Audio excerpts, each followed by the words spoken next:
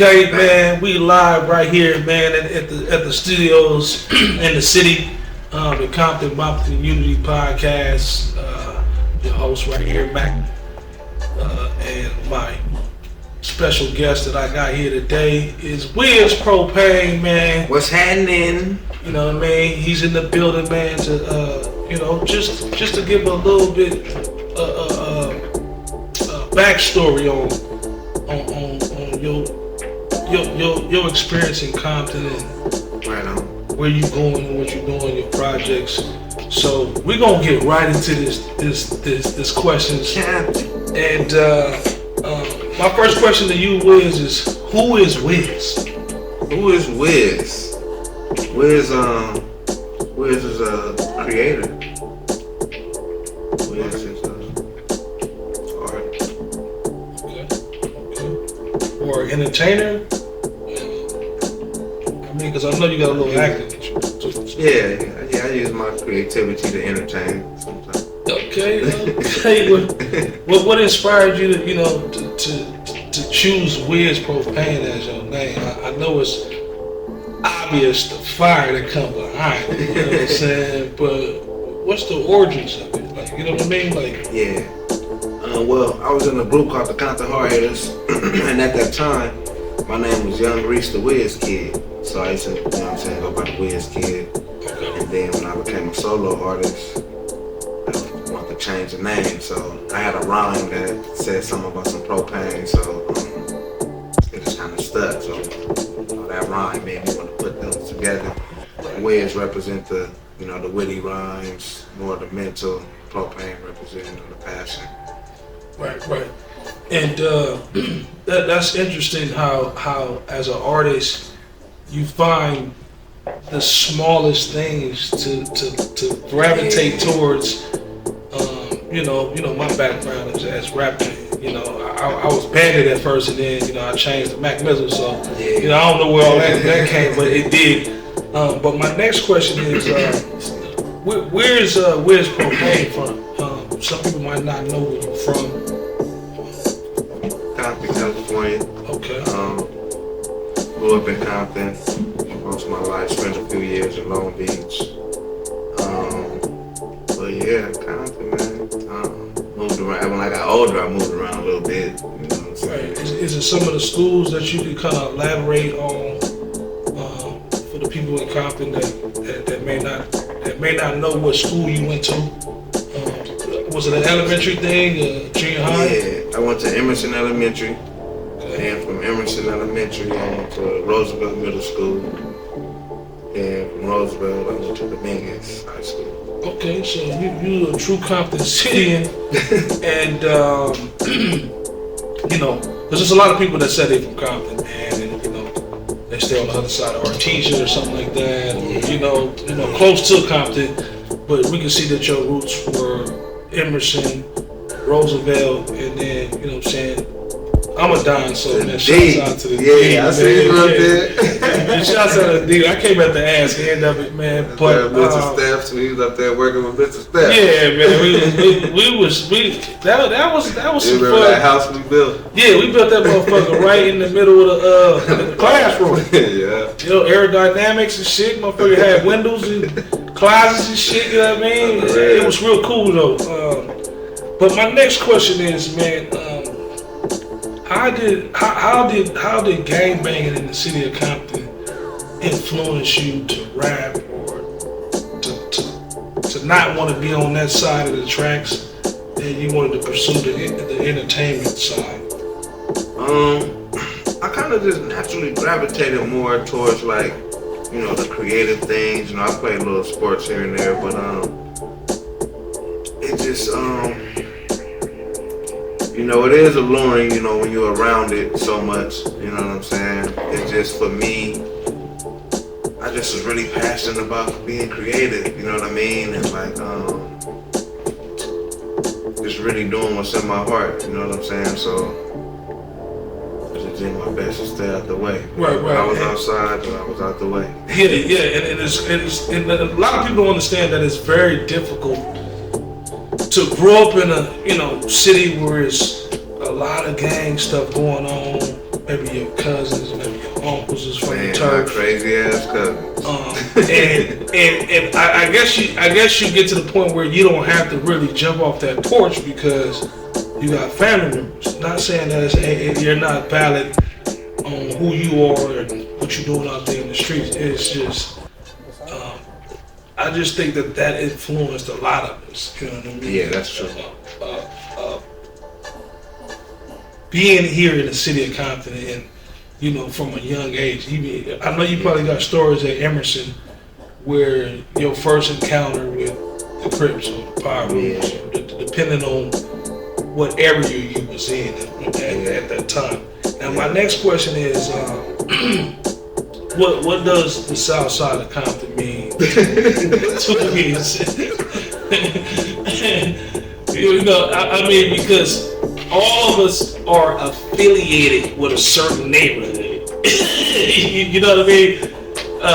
You know, Palmer and Mayo, you know what I mean? That's where I'm affiliated, you know, 400 blocks. So I just want to know, how did the South Side mold me as an artist?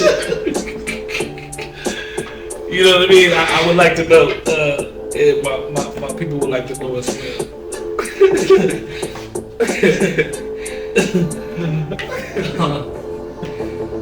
Oh, what a great question.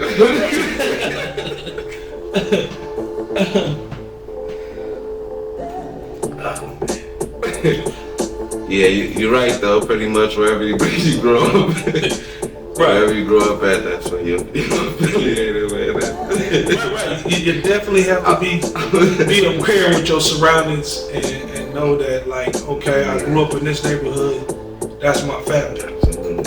That's what grandma's house was. That's what mama house was. Depending on, but it still puts a lot of pressure on us as artists. Yeah. Because you got people that's probably in your area that's, when they doing their songs, they just rapping about that area. They not on no level where, all right, I could go do a song with this artist or that artist from that neighborhood, which it ain't really no color line anymore. You know what I'm saying? It's all about creativity, music, and whoever you can collaborate with the best. That's just how I look at it. Yeah. That's how we should be looking at it. You know, politics is politics. But in my situation, kind of tricky because, you know what I'm saying, I grew up in the South, but then I got a lot of people from pockethood. So it was like, if you know the story on that history, right. Then it was tricky at one point. But one thing I would say about growing up in the South is that was hustlers, man. They don't get it. So, you know what I'm saying, I grew up seeing a lot of, like, it seemed like everybody had money almost. It felt like, you know what I'm saying, there was nothing but lowriders and niggas shining, and you know what I'm saying. Honestly, the South, you know, kind of flashy. You know what I mean? So it taught you to go get it. You know, I was influenced in that way. Okay. So you saying that you did get a chance to see some of the older dudes, you know, with the nice cars. Hell yeah. Are you referring to that Death Row era? Yeah, you know what I'm saying? Like that Death Row, Biggie and all them was out here and stuff. Yeah. So it was really huge over there in that area. So if y'all know that section of Compton, they were doing their thing over there, and that's why we having these dialects and these conversations on the Compton Unity, because we want to hear people's stories. You know, what made them jump off the porch, or what didn't make them jump off the porch. So my next question to you is if you could choose acting or rapping, what would you choose? If I can choose acting or rapping, and I had to make a choice. Yeah.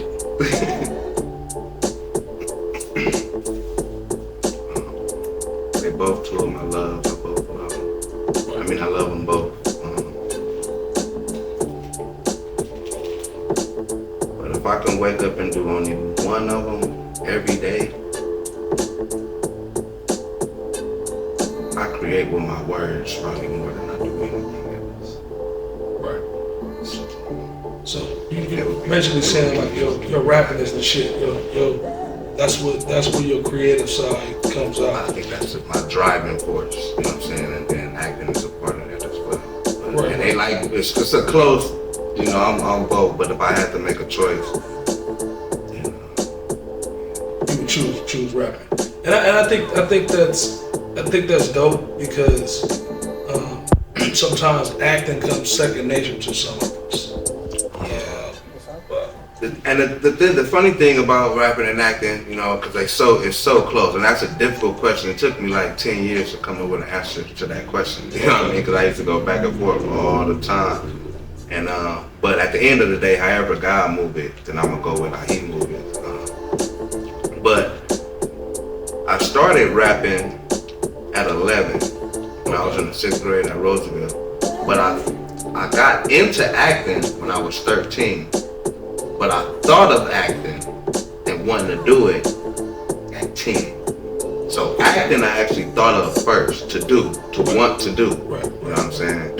And then rapping. And you've been on a couple of projects with Evan Ross. You've done commercials with D. Ray Davis. So you got a chance to really really hone your acting skills and really get your face out there. Because I've seen a lot of your projects, and I was like, man, this guy is on to something. You know what I mean? He really. So that's what made me ask that question. Like, you know what I mean? And it's good to know that acting was your first bug, because at 10 years old, he was like, shit. He was probably watching Bill Cosby. This how it happened. I remember exactly how it happened, because I fell in love with it. See, that's why it's such a hard choice, but it's just I naturally gravitate to writing music more, so that's why I chose that. But when I first had that feeling of acting, it was the same type of love I felt when I first started rapping in the 6th grade. I fell in love with it like this. So what happened was, though, I was watching this commercial. I forgot which commercial it was. Right. When I was 10 years old, I was watching that commercial. And whatever commercial it was, after it went off, I was thinking in my head, like, I can do that. And then it was like, I want to do that. Right. I'm going to do that. You know what I mean? And shouts out to moms, man, for putting you in. That was a struggle, but yeah, shout out to moms too. But it took some time, because when I had that thought, I didn't know how to get into acting or nothing. Like, I didn't know nothing about it, you know what I'm saying? But the thought was there, you know what I'm saying? Then some years went by, and I found out about I think when I was like 12, I found out about a audition at the Disneyland Hotel. You go to the audition at Disneyland Hotel, I get the audition, but then people wanted me to check into some acting school that was super expensive. So mom's like, nah, we ain't doing that. Right. So then I stopped thinking about it. I was like 12, I stopped thinking about it, boom, a year go by, another year go by. I'm at Jordan High School. Before I went to the D, I was at Jordan for 2 weeks before they kicked me out. But I was my mom wanted us to go to high school.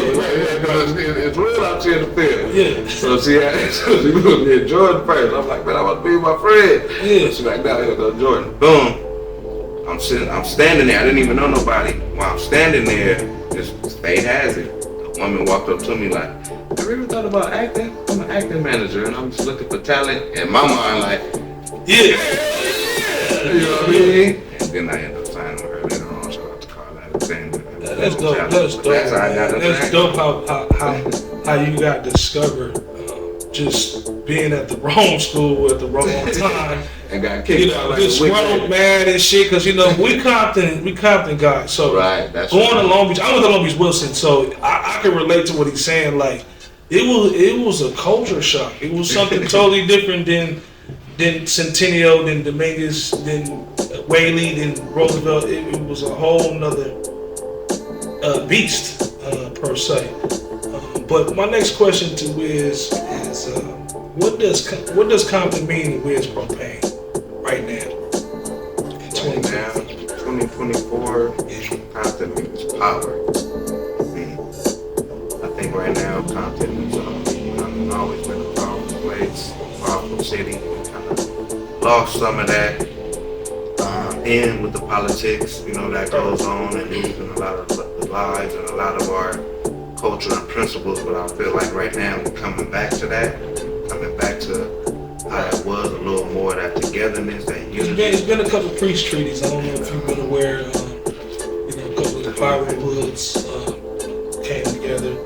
I'm not sure of the information on a couple of the Crip hoods, but it's been a lot of stuff that we've been doing with the Compton about the unity, going to the peace treaty at right across the street at Wilson Park.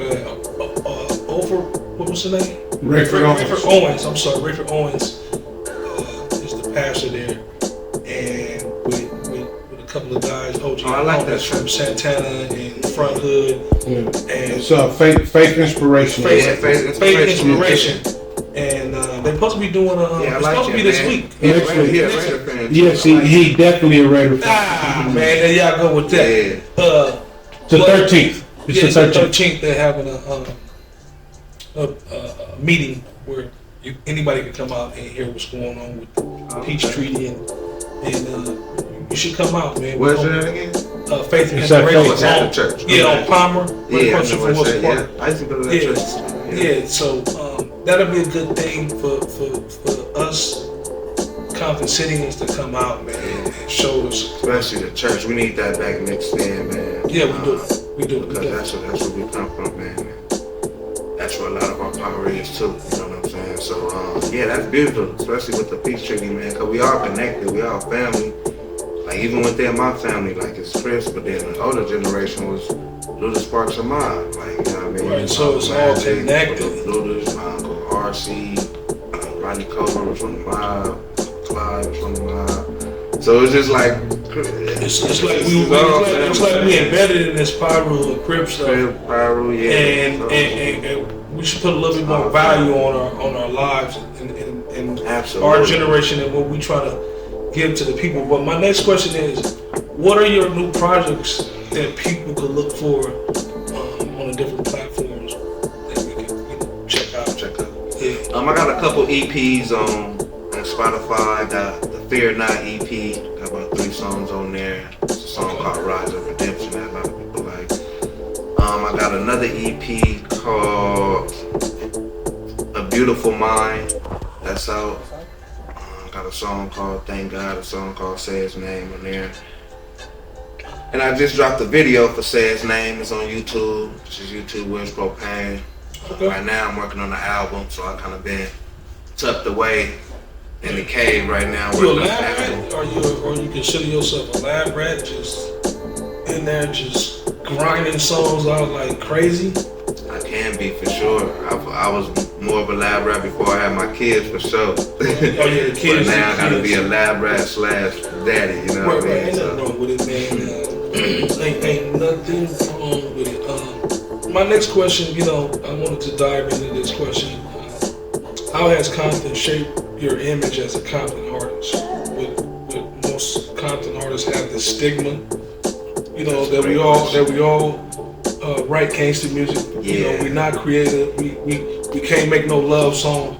Yeah. So how has Compton shaped you as a Compton artist and your diversity? This is what I'm gonna say, being honest. I think it shaped me in a way where when I first came out, since my style kind of different and I'm not in that, it was it gravitated to people kind of fast because it's different. You know what I mean? And a different sound. Right.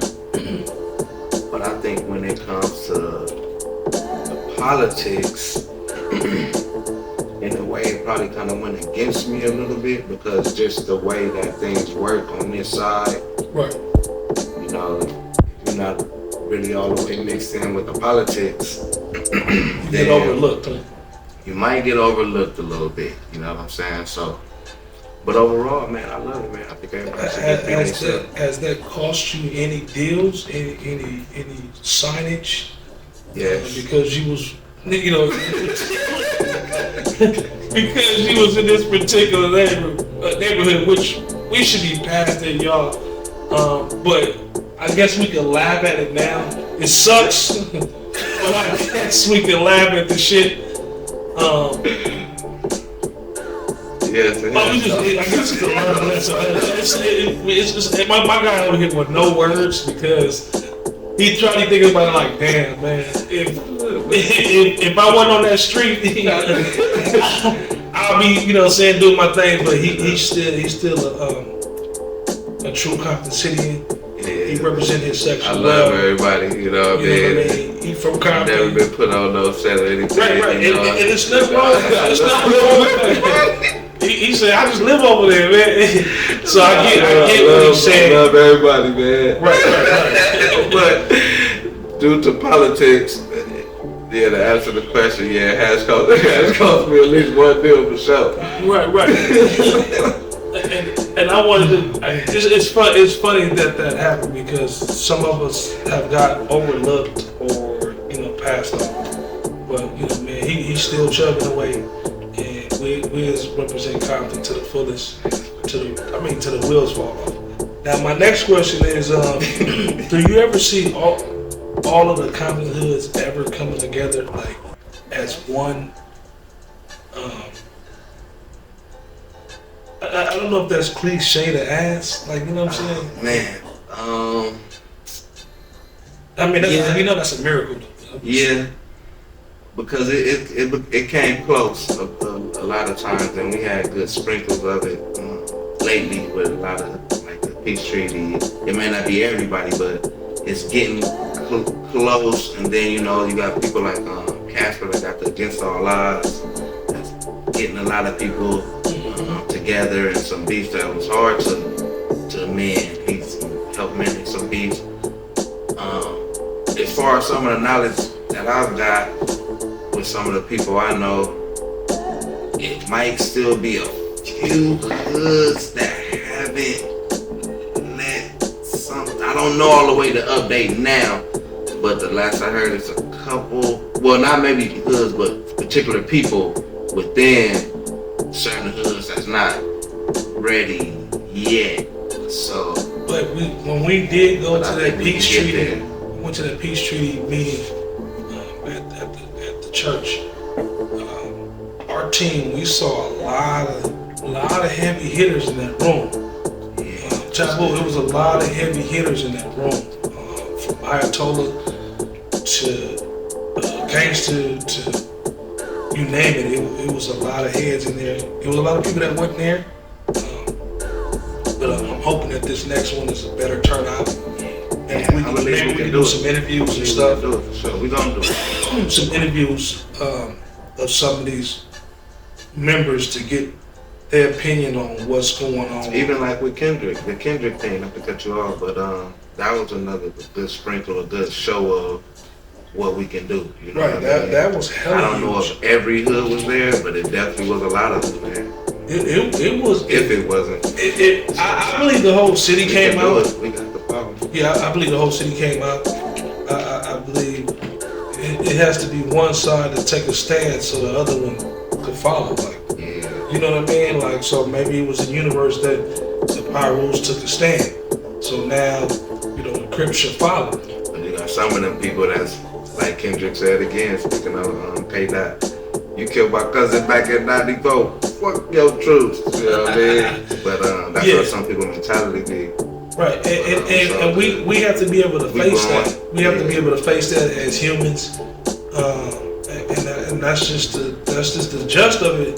But then again, we got to fight even harder to create a lane for people to express themselves and for people to just for people to just express themselves, but at the same time hear the next person out. Because totally agree.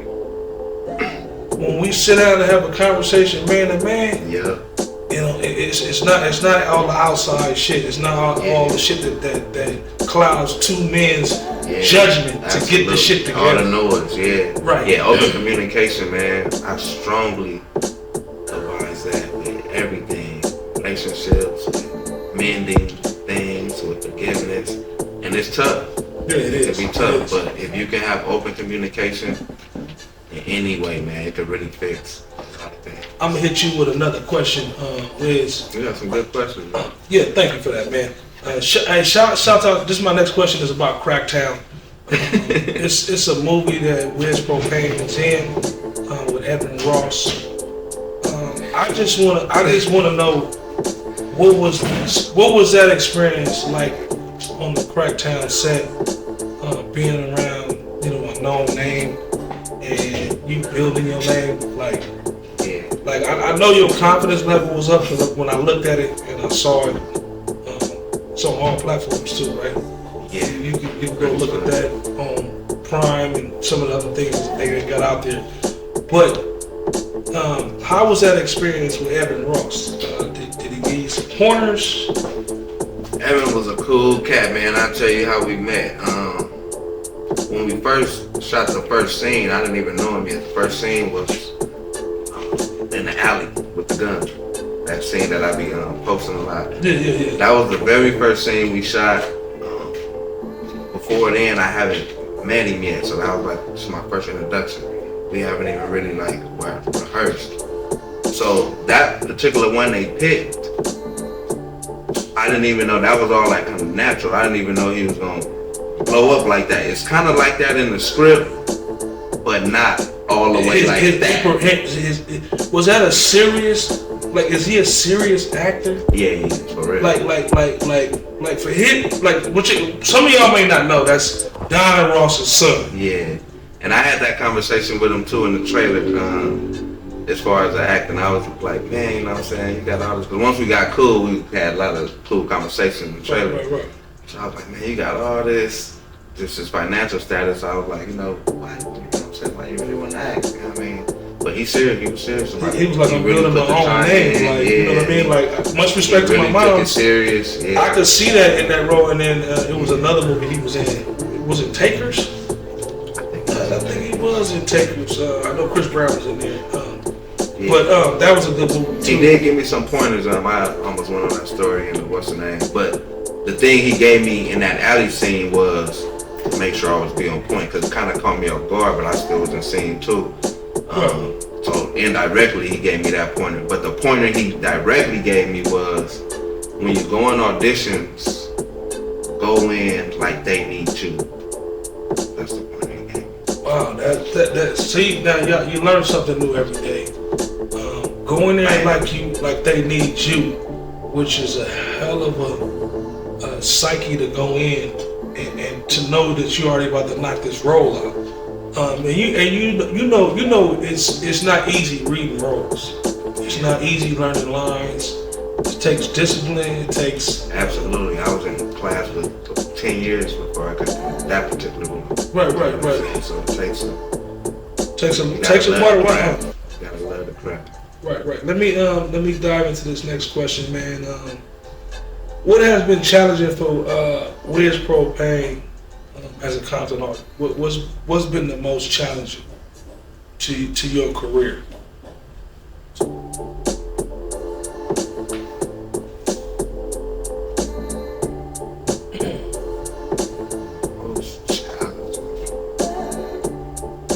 of the things you might have had to overcome. Not merely on the rant, but just like maybe some people that didn't support you, or the support that you thought you needed, per se. Because it's always a challenge, right? I think I'm trying to think. All those things were a challenge at a point. I'm trying to think of the most challenging.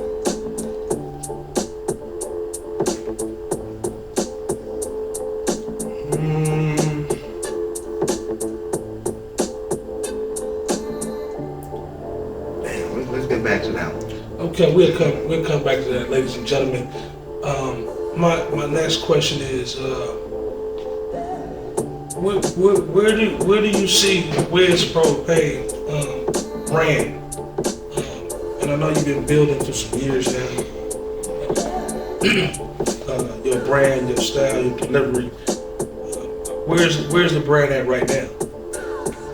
Right now, the brand definitely has expanded a little bit. Definitely overseas. Getting a lot more love overseas lately. But I'm branding off right now into more merchandise pieces as well as the music. Okay. Podcast ideas.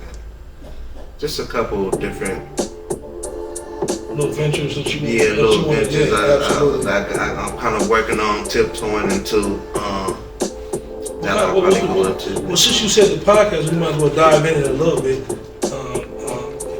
And speaking into fruition, what is the basis of your podcast that you're going to present to the world? What's the basis of it? Is it going to be hip hop? I'll tell you, because I've been thinking of a podcast for a while, and a couple people asked me if I'd do one.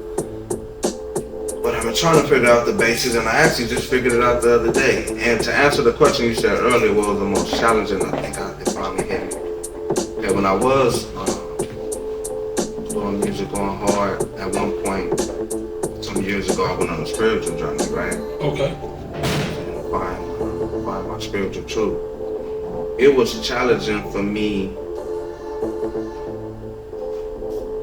to kind of, when I came from that spiritual journey and to make the music after the spiritual journey, it was kind of challenging to figure out what pocket the new music is supposed to be on. I get it. Were you trying to craft your cussing, or was you just trying to like once you came back from that spiritual enlightenment, right? You saw songs differently, right? Absolutely. Yeah. You view hip hop differently. Yeah. Was you leaning towards like a Christian album or something? You know, at one point. See, it would come off like it's in that ballpark, but I don't know if I necessarily want to say it all the way like that. But I would definitely say it's definitely more rap about God and Jesus. Right. And there's nothing wrong with that, because you got Snoop Dogg that did the reggae album. That's true. Yeah. You got and he did the Christian album. And the Christian album, right? Yeah, and then you got Beyonce that did the country album. Yeah. So I think there's room for what God would want you to do. You know what I mean? As far as getting that kind of music out. Me as a fan, I would love to see what that project would be like. Well, stay tuned, man. I'm working on that right now. You know what I mean? Because I've been, like I said, if you follow Wyzpropane and you know his spiritual journey, you know this dude is for real. You know that when he comes to the studio, he's knocking it out. He's not playing. Real professional guy. I work with him in several projects, commercials, songs. I say a real professional. You know what I mean? Like, you got some people that be bullshitting in the studio, or they late, and this guy is always on time. Thanks, man. I would like for y'all to like and subscribe. You know what I mean, to the Creative Media Studios, where most of these interviews is gonna be up. We got some real interesting interviews coming up, and this is one of the better ones that we were able to lock in. Because this is one of my favorite guys. Kicking in Compton, man. Man, and I had to come get you because this is a Compton thing, and I don't think people don't understand what Compton means to us. You know what I mean? You know, we didn't been out in other states and in other cities, and we band together. So why not band together in all the way? Taking my platform or our platform or our team in helping you in your journey. You know what I mean? And I owe that to you. So I'm gonna give you your roses right now. I don't give a fuck with nobody. So I'm gonna give you your roses right now. God, like mizzle, man. And me and this dude go way back. We go back like, you know what I mean, like 4 flats on the Cadillac. Yeah.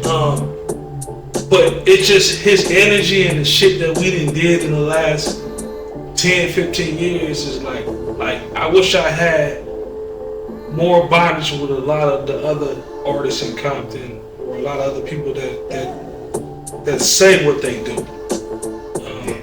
But I'm gonna give him another opportunity to come bless the podcast.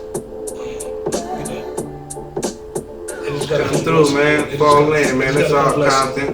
And we got some. I think I'm gonna hit you with 2 more questions. I'm gonna go on my next question. you feel like when you do a song and you get a feature, do it take away from your craft or it makes it better? You know what I mean? Like, you know how this is a competition. So you bring somebody in to do a song with you. Do you raise the bar as an artist? I raise the bar as an artist? Yeah. I mean, you know, cause somebody can come out to your ass if I've been outdone before. I was just curious to know, do you bring it, or you know what I mean, or you let the artist compliment your song? Oh, okay, I got you. Okay, so for me, to be totally honest, I'm a competitor, right? All the way. Yep. However, I can see the beauty in balance. So there's been times where I've done songs with people and I'm coming in with that, you better be on your shit because I'm gonna kill you off. Or you're gonna kill me off. Or however it go. But it's all just outside of each other. You know? Like I say, I've been outdone before and, you know, maybe Right. But I'll fuck with y'all. But then there has been times where you can see the song bigger than that. So instead of coming in on some, man, I'm gonna try to have the best verse and I'm gonna just kill everybody off and all that, I come in with what's best and what's balanced for the overall potential of the song as a whole. So it just depends. It could go either way. You know what I mean? But I'ma still do that on my A game too though. So yeah, whichever way it is, it's all A game. So yeah. Right. And I wanted to get your personal view on your perspective on gangs right now in the city. My perspective. From not to cut you off, but from growing up, either being banged on, or you know what I'm saying. Not saying that you in that lifestyle, but just saying that it's been dudes that's out here that have pressed regular dudes. Yeah. What is your views on gangs right now in 2024 when you ride around Compton and you see the Hispanic gangs whacking each other out? You know what I mean? Like what does that do to your psyche? You know what I mean? Like now I just be more so like sad, man. You know what I mean? I felt it was sad growing up too, but growing up, you kind of, you know it's sad and you know it's wrong, but you know what I mean? You still kind of trying to figure yourself out. You don't know exactly how wrong it is. But the way I see it now, you know, I just hope just start getting back to a little bit more love. You know what I'm saying? Right. Because I know where it's gonna head. You know what I'm saying? Like when you're younger, you hear, yeah, you're either gonna head dead or in jail. You know what I'm saying? But you don't know how serious it is until you get older and start seeing people dead or in jail. And it's like, dang, so now I look at gangs, it's like, damn, yeah, I hope you don't get the percentage of us going to jail at a young age is so damn high. And so impressionable, like, you know what I mean? You know the shit that we was dealing with at the biggest riots. You know what I mean? It was like to be honest with y'all, like what people don't understand, this is before my time. My mom's and my dad, my big brother, all of them was Dominguez, and it just seemed like before they put that school on the end, the Bill Clinton school. That was the Pyru side, right? Coming into Dominguez off of Compton. Right, like demographically, that's the Pyru side, right? Yeah. And then you go on the Liner side, right? That's all Crip. Which is Paramount is right across the street, but that's the Crip side, like. Yeah. And to go to that school and to see, like I had Pyru homies that had pistols, and then I had Crip niggas that had pistols, so it was like a tug of war, like damn man, we were just shooting dice at lunch. Yeah, like it's a trip, man. That's a cold spirit. When the bell rung, you was going your way. You was going to the back of the school, up Compton, through Lime Hood and stuff like that. You know what I mean? Or you was going that way, Kelly or whatever, you know what I'm saying? The people that lived on that. So it was like that school was kind of split though, right? It was kind of split on the people that functioned at Dominions. Yeah, it's a cold spirit, man, when you think about, the violent side of gangbanging, you know what I'm saying? Because it's good side as well, but the violent side of gangbanging, it's a spirit. Who the hell do we need to talk to rebuild Dominions? Because if they do Compton, they got to do the D. I heard they're doing Centennial too. I heard that. I heard that it's as probably well. gonna come around. But Dominions got a new field though. They got a new football field, right? Like I think so. Yeah. Yeah. So it's been some kind of upgrades at the Dirty D. Shout out to Dominions, man. Shout out to the D, man. The Dimes, class shout of 2000, out man. to Dominions, class of '99, man. It's dead. And I guess I just showed my age, like, you know what I'm saying? But it's all good. We at the Compton Compton Unity Podcast, where you gonna get the real. Gotta learn about the dress codes, B's and C's. Yeah, man, because we can wear other colors now, you know what I'm saying? But like I said, we had this conversation the other day about the gangbanging ethic. Real Pyros didn't wear blue at all. I don't give a damn if it was a gift, they wouldn't do it. Or the real Crips wouldn't wear burgundy or red. But now people used to get actually DP for that. Yeah, it was real serious back in the day. Right. That's back in the day when people were still walking around with rags on and all that. Yeah, and Shuts and Cortez. I think that was a crazy time in Compton, man. I think that was one of the craziest times. It was like walking across the street and it's a whole other game. Yeah. You know what I mean? Like we come from that Mayo era, you know what I'm saying? Thorson. You know what I mean? Big fat sacks. Yeah, absolutely. So it's we got a lot of goddamn history to elaborate on or go off on, man. And this city has been great to some of us, and it has taken some of us out.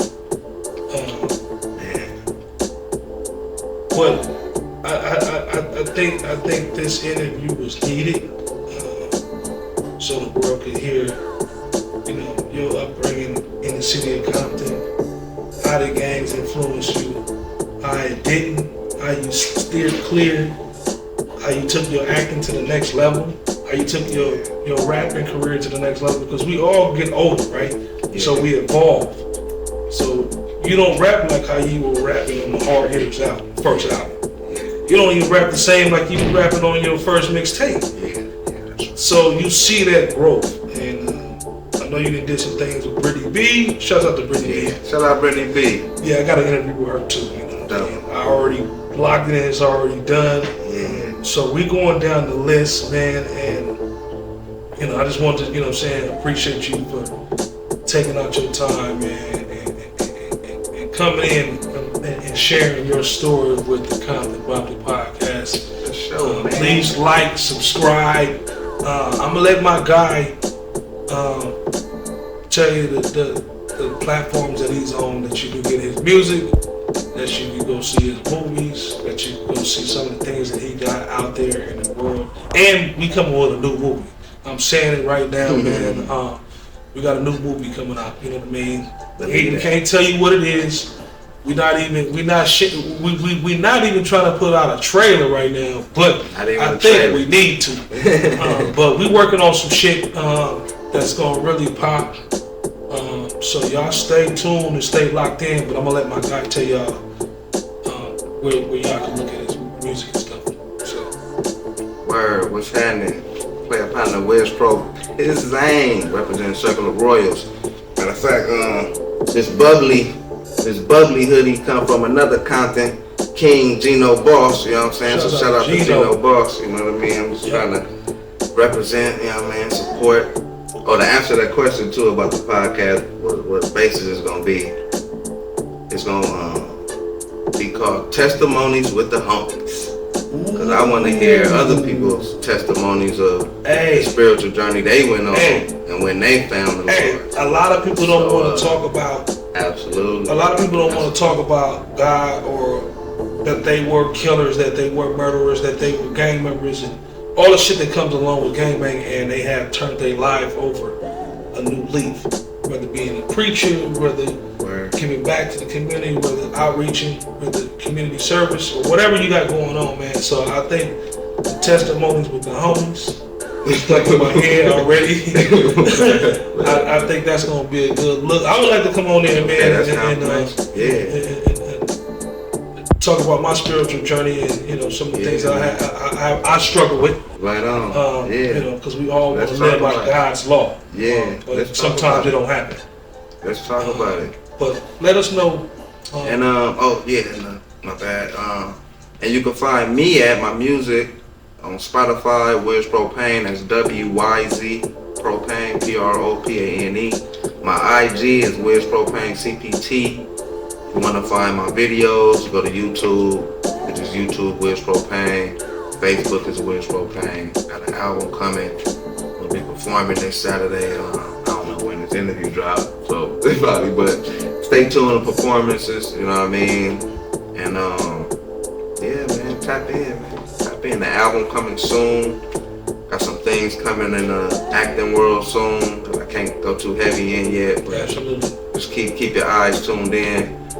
And hey man, Jesus is King. Man, that's what I'm talking about, man. Y'all heard it first, man. Wyzpropane, one of